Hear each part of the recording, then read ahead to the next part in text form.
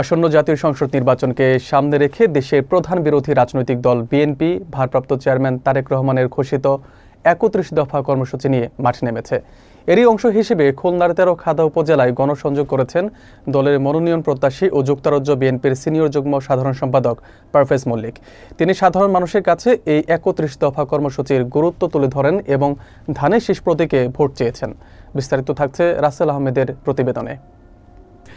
বৃহস্পতিবার আসন্ন জাতীয় সংসদ নির্বাচনকে সামনে রেখে বিএনপির ভারপ্রাপ্ত চেয়ারম্যান তারেক রহমানের ঘোষিত ৩১ দফা জাতীয় প্রকল্প সাধারণ মানুষের কাছে তুলে ধরেন খুলনা ৪ আসনে দলের মনোনয়ন প্রত্যাশী পারভেজ মল্লিক।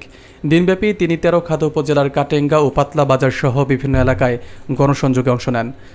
এ সময় তিনি দোকানপাট, বাজার ও পাড়া মহল্লায় ঘুরে সাধারণ মানুষের সঙ্গে সৌজন্য সাক্ষাৎ করেন এবং ধানের শীষ প্রতীকে ভোট চান। গণসংযোগ চলাকালে পারভেজ মল্লিক বলেন যে তারেক রহমানের এই ৩১ দফা কর্মসূচি কেবল বিএনপির রাজনৈতিক এজেন্ডা নয়, বরং এটি বাংলাদেশের গণতন্ত্র, ন্যায় বিচার এবং উন্নয়নের জন্য একটি সুস্পষ্ট দিক নির্দেশনা। গণসংযোগে ১৩ উপজেলা এবং ইউনিয়ন বিএনপি ও এর অঙ্গ সংগঠনের নেতাকর্মীরাও উপস্থিত ছিলেন। সাধারণ মানুষ ভোটারদের মধ্যে দলের বার্তা ছড়িয়ে দেন। স্থানীয় নেতাদের মতে পারভেজ মল্লিকের এই সরাসরি গণসংযোগের ফলে নির্বাচনী মাঠে নতুন গতি তৈরি হয়েছে এবং ভোটারদের মধ্যে একটি ইতিবাচক সাড়া পড়ছে।